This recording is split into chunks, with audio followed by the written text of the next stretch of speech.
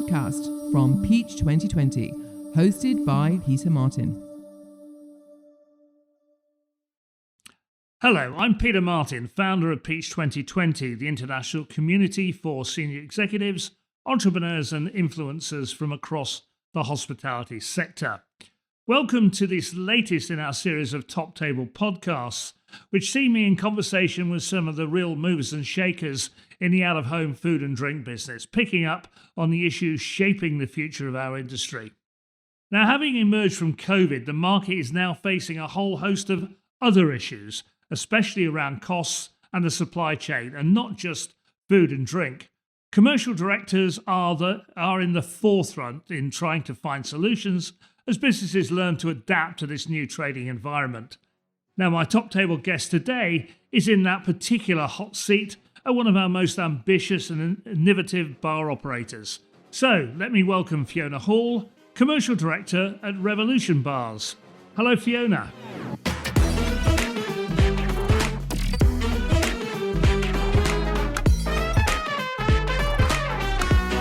Now, with everything going on out there at the moment, do you feel under more pressure than ever as a commercial director, or is it always a tough job?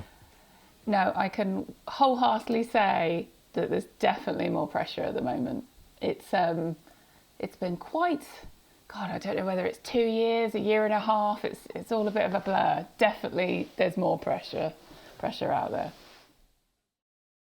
So looking at it particularly, obviously coming out of COVID, and we all know what happened in COVID, but looking at it now, what are your main worries? What are the main concerns you've got to face? I suppose like everybody else, we kind of thought, wow, we're kind of, not at the end of the pandemic, but certainly at the end of complete restrictions. And, we were looking forward to just, sunny uplands and making hay where the sun shined. And unfortunately, we've got a whole new set of other problems. You've got some leftover issues, but, for the labour market. It's still absolutely not back to normal in farming, in factory production of food. You've got ongoing supply chains for glass, for bottles. And so we're continuing to see issues in terms of the availability of products. But now we've got a whole suite of cost inflation as well, just piling on top. So although the supply chain has got better, it's absolutely not where it was before. And now we're just seeing cost inflation, just, one after the other, almost on a daily basis at some points. Yeah. Well, let's go back to that the hangover, as it were, in terms of people. How acute is the people problem for you, and where is it hitting? There's kind of two sides. So there's one within our own internal labour market. For a while, we were definitely struggling with front of house staff. That seems to have alleviated somewhat. I'm not hearing from operations or HR that that's the particular issue anymore. Chefs, on the other hand, and kitchen staff is still an issue. And we've seen large wage inflation there, which is difficult because although, I wholeheartedly agree that, that job is particularly difficult and you need to be trained and it's very skillful. You should be paid probably more than the average wage in the UK. Ultimately, there's only so much you can pass on to your customers. Yeah. Let's look at that in terms of, we talked about adapting to the circumstances you're in.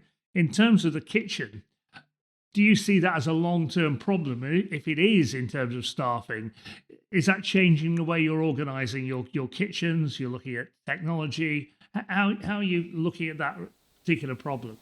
We definitely see it as a long-term problem. There's no, we're not going to suddenly see a huge influx to the labour market in that area. We're also, given the uncertainty that's been around hospitality for the last 2 years, you're not going to see people choosing it as a career, as a brand new option to think, well, I'll go work in hospitality, tons of fun, really exciting, but oh my God, I might not actually have any work for 6 months at a time. So it's really difficult. We're not particularly looking at it from a technological point of view, but from looking after our people. So we're looking at the benefits we offer people, the training schemes we offer them, and really making it an environment that you want to work in. It's just about how can we make the guys and girls that are in our kitchen enjoy themselves and want to work at Revolution Bars Group. And so for the first time in a long time, we're doing a kitchen manager incentive. You know, the prize is a trip abroad to a foodie destination in Europe, and that's to drive sales, but to drive kind of interaction and motivation. And it's things like that that isn't about, you know, a pence per hour increase. It's about feeling part of a family. Yeah. I mean, you made a big statement only a few weeks ago about increasing your pay levels above national minimum wage, and it's going to cost you, you know, reported as £2 million into the business. How did you take that decision? Because you were you are on the front foot on that, and actually showing you are perhaps leading the market. Revolution's always had a focus on its people. I think ultimately, happy teams and happy staff give greater service. And we saw that in Miami. You know, the service you receive in an American establishment is just fantastic. And it's because the team really care. And so we're doing that through the more we care about our staff, the more they're going to care about our guests. And actually in the longer run, although, you know, it's a lot of money initially, particularly to go over and above what we need to do, we believe the longevity is there, and in the longer term that absolutely pays it back. Yeah, because you mentioned Miami, because you and your team were out there for a while, and then also joined our Peach Atlantic Club tour at the end of that as well. So you spent 3 days with us. So we'll come back to that, because we're always interested in what people learn, particularly on people. That's one. But going back to those problems you're facing, the other thing is you mentioned food availability and product availability. How is that hitting you guys at the moment?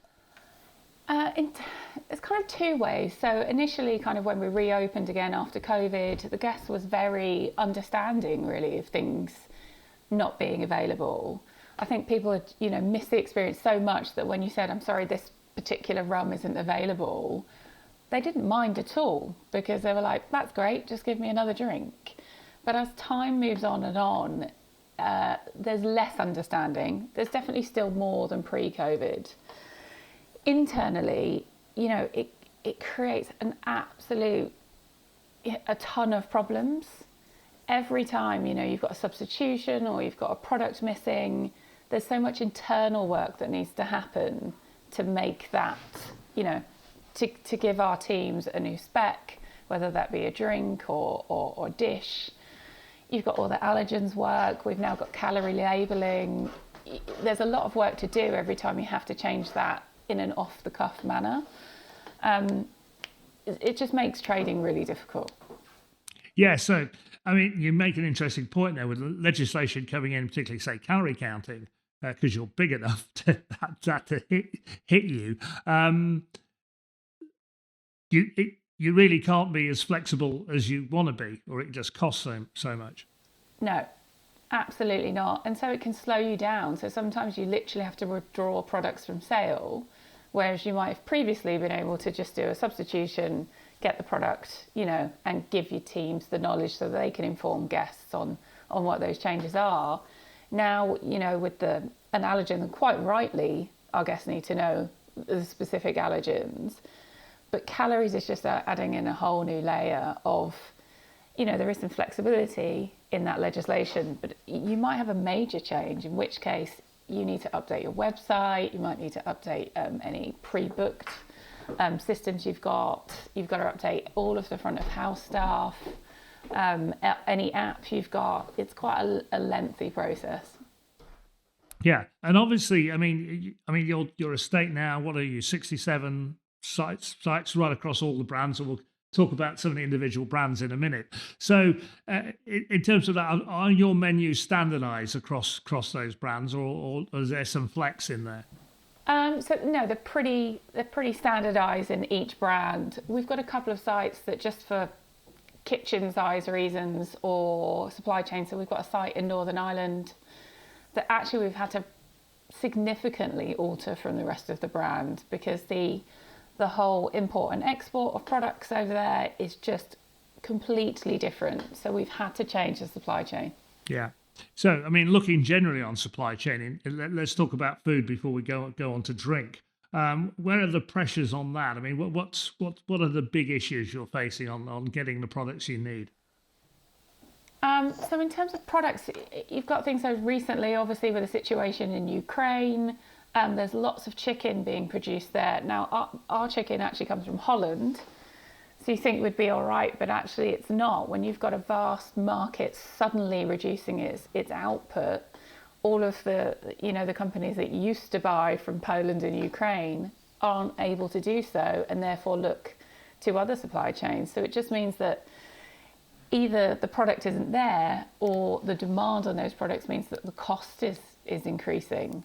And actually, you kind of think that's not even the product I buy there isn't an issue with, but because the whole food market is so global, a problem kind of miles over here actually does affect us over here.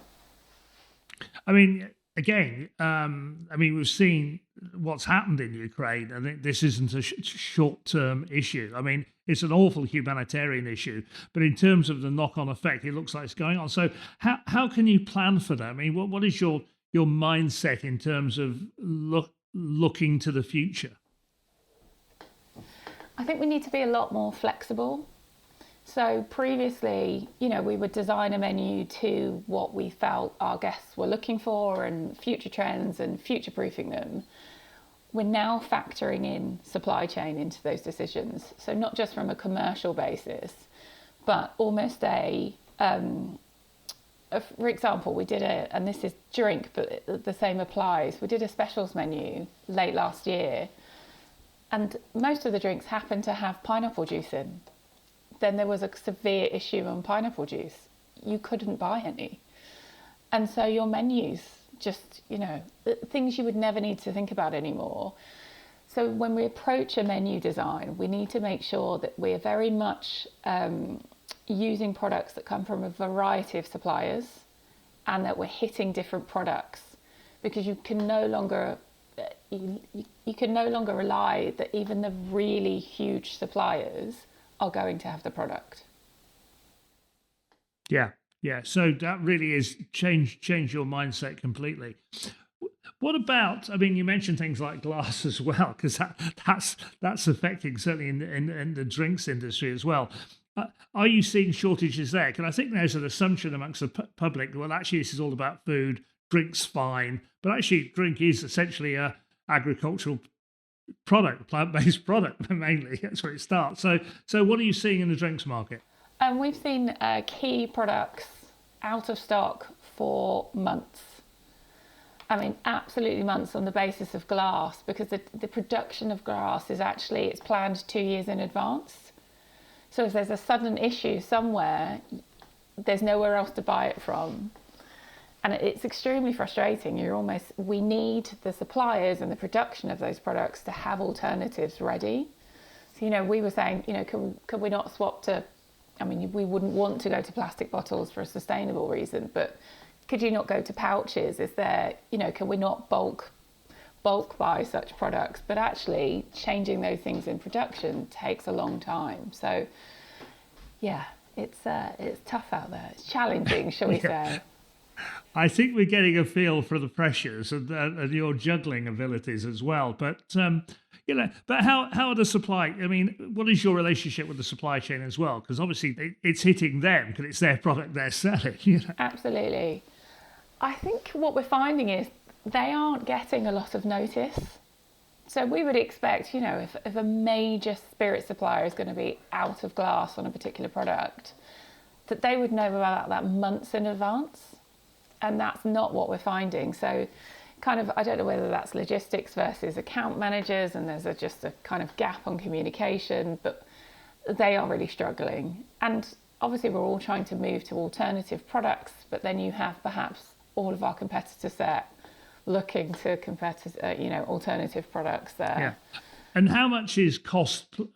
We know there's cost inflation. You mentioned that, but how much is that sort of skewing your thinking in terms of moving to different products? It's an element of.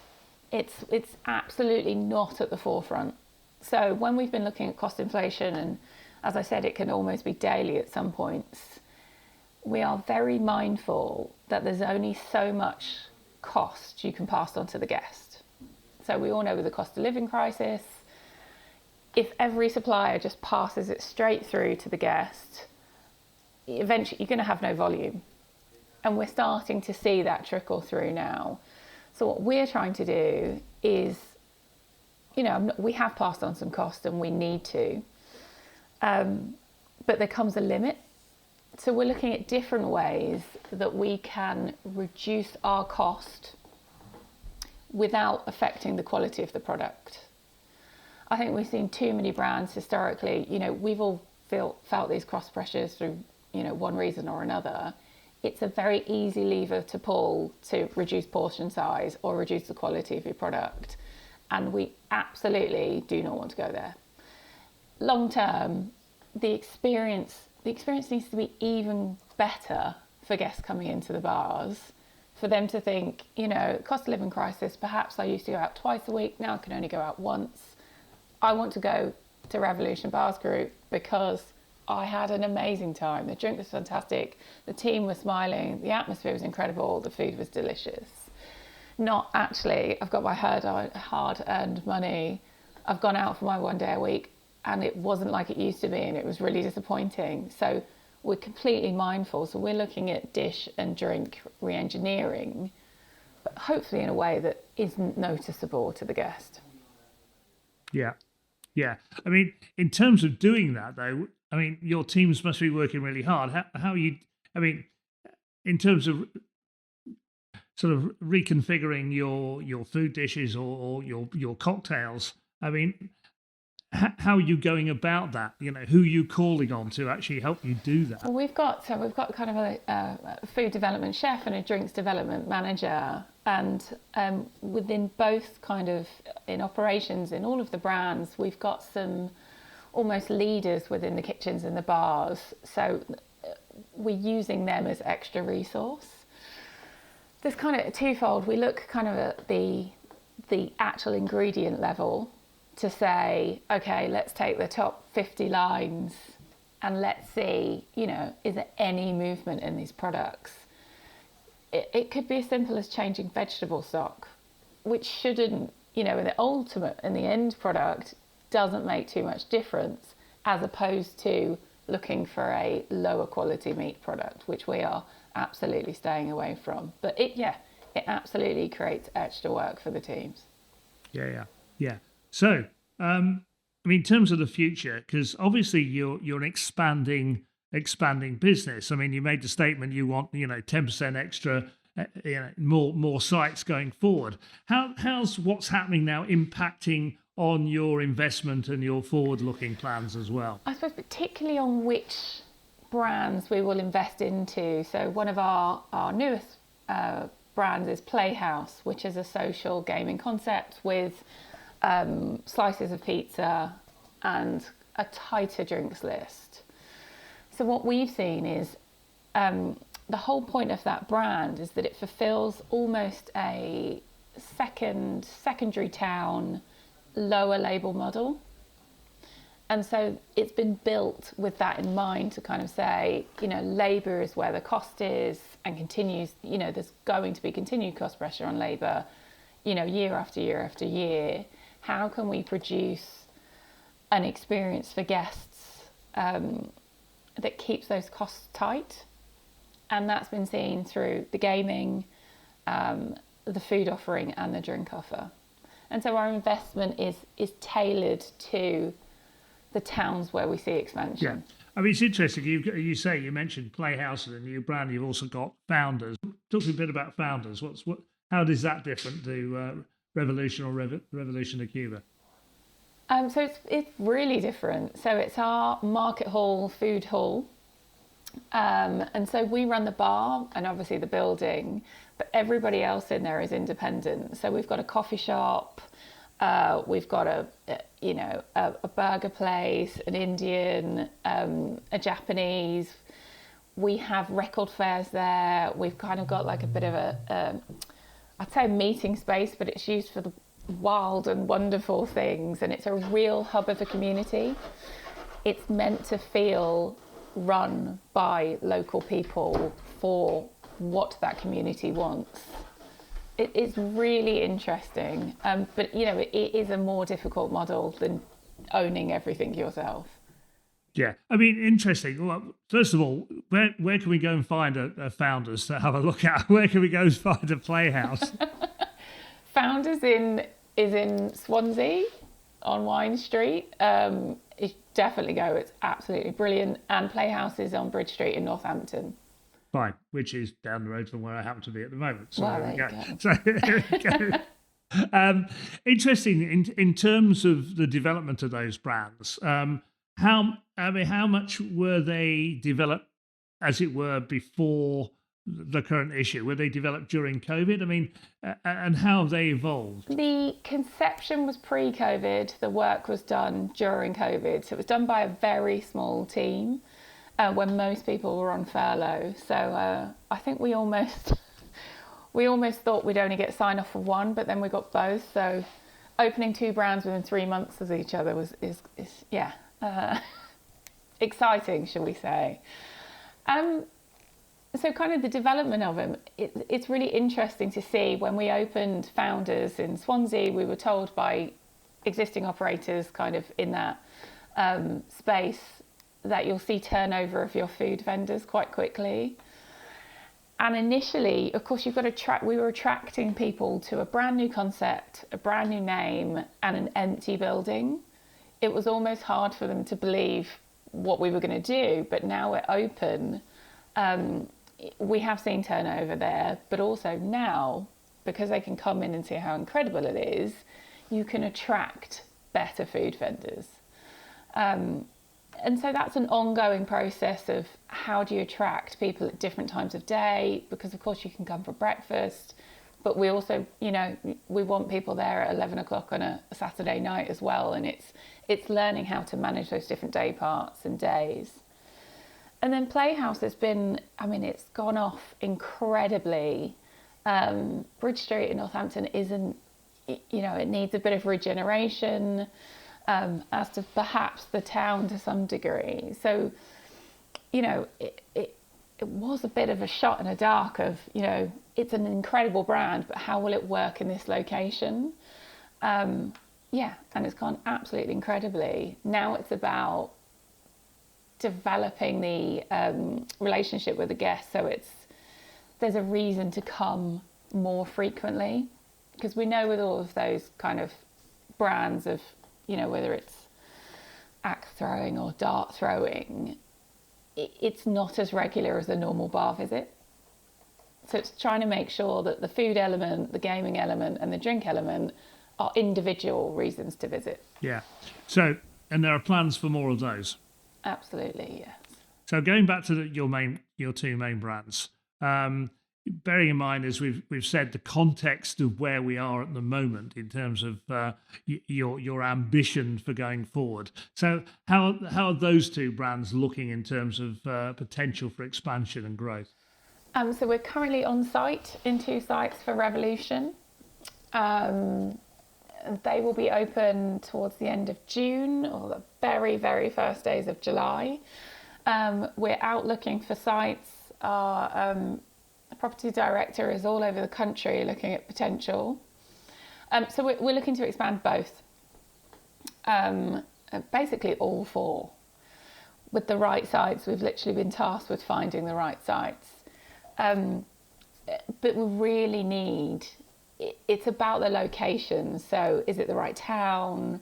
How are the populations? What is the demographics of that town? What is the need? Who else is there? Because particularly with this cost of living crisis,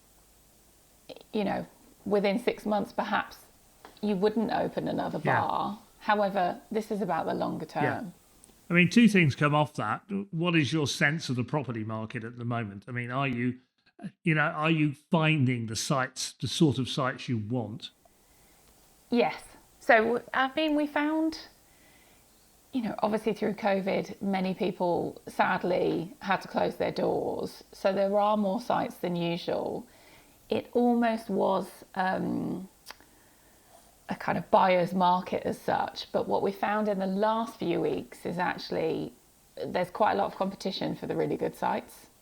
So there's definitely other operators out there who are in the same position as us, that now is the time, great sites are becoming available. Let's grab them while we can. Yeah. And so and it's interesting because obviously you're balancing the pressures and certainly the cost pressures, which are coming from supply chain and all those other issues we've talked about. But your ambition hasn't been quelled at all. You're still looking out. Absolutely not. And that's one of the things that I love about Revolution is that during COVID, we were working on 2 new brands.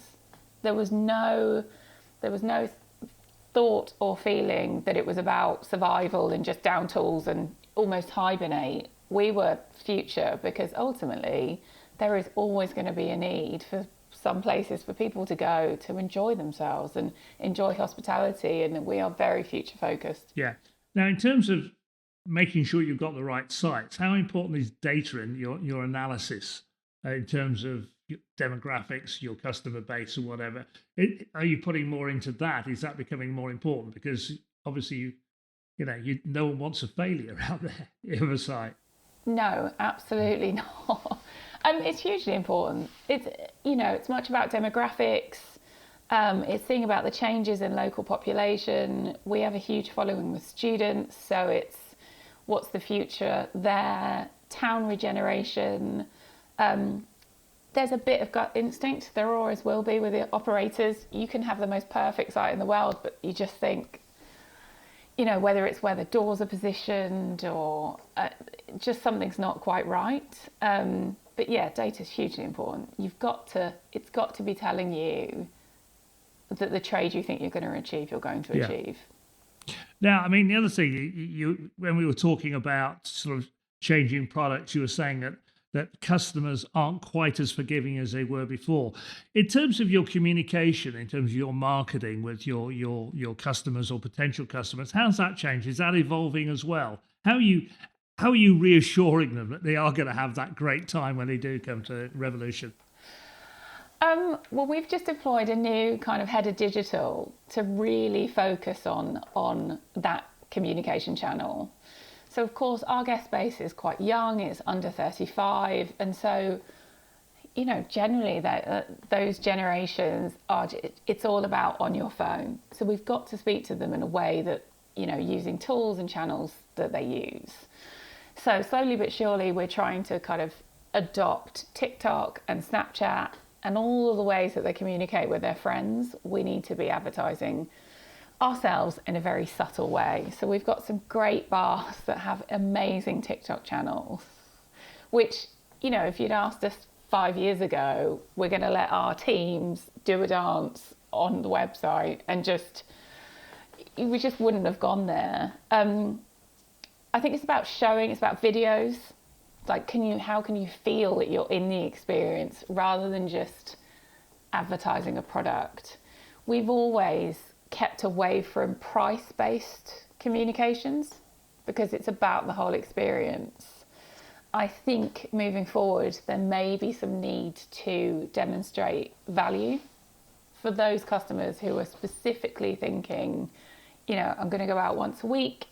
I am looking for value. We need ways to communicate that without, all of our messaging being about price. Yeah, indeed.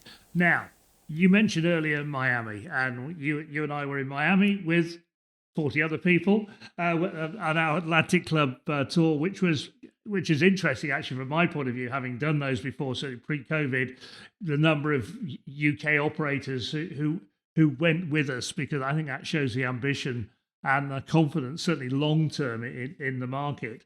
We went there really to meet operators, get ideas and whatever. So, Fiona, what did you get out of it? Was it a worthwhile trip? It was absolutely worthwhile. We saw some incredible venues, and I just love their commitment to the execution of an idea. they're very focused on the experience, but very focused on the product and the integrity of the idea. Yeah, and as I said earlier, the service is just incredible. I saw a ton of product ideas, but also lots of design ideas, and just kind of, we went to this, I can't remember the name of this bar, but it's one of those things that you just think, that's so obvious, but that's brilliant. And it was kind of like, quite a normal bar, nothing overly exciting about it, but there's a single bar, and behind the bar, there was a table that you could have as a guest. So it was almost like a VIP table. So when everybody else is queuing up buying a drink, you could be luxuriating at your table with a large bottle of some luxury spirit. And I just thought, best table in the house by far. It was brilliant.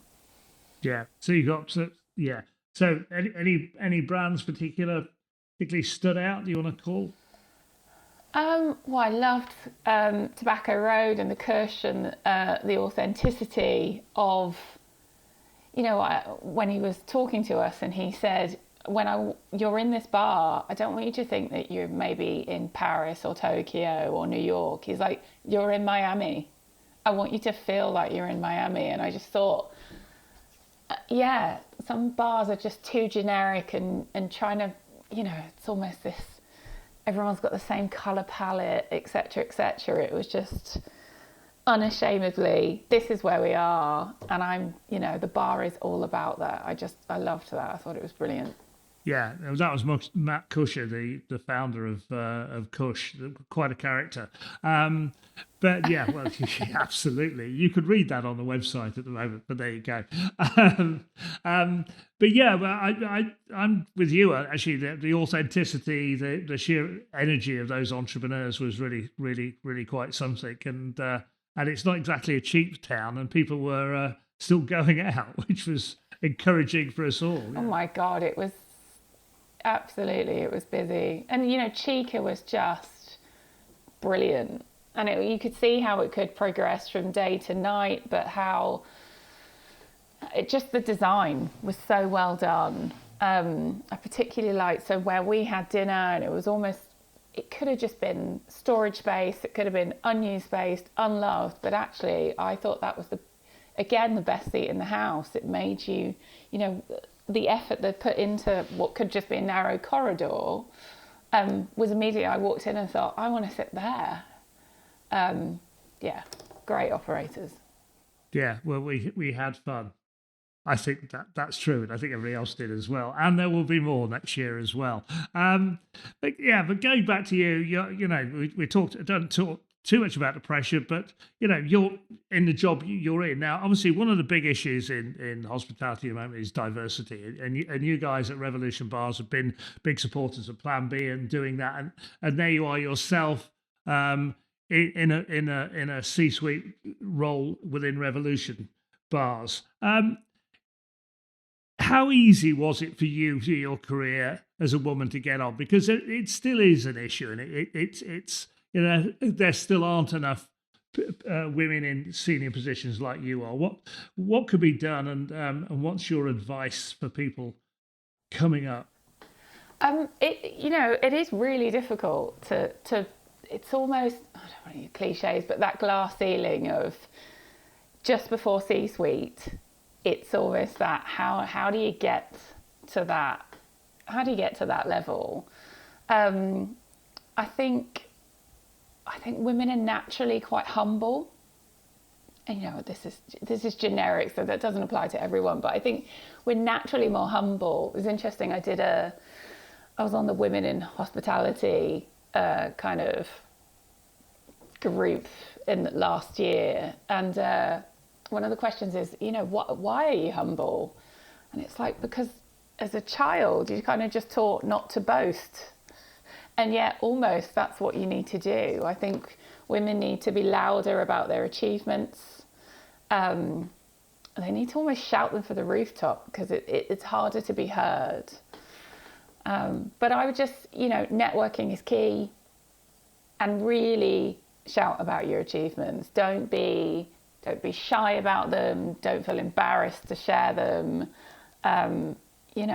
Let people know what you've achieved.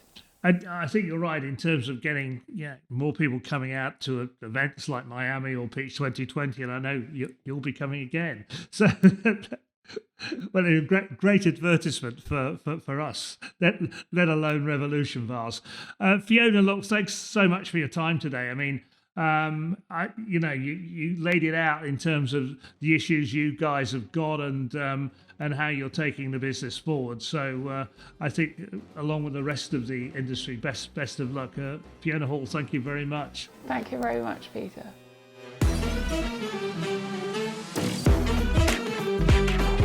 This podcast is sponsored by Access, Priests and RSM. The Peach Podcast is always free to listen to. To find us, search Peach 2020, the top table, on Apple Podcasts, Spotify, Google Podcasts, Amazon Music, or in any app that supports podcasts. All our podcasts will be uploaded to our YouTube channel as well. Now, don't forget to like, rate, and subscribe to make sure you don't miss our future episodes.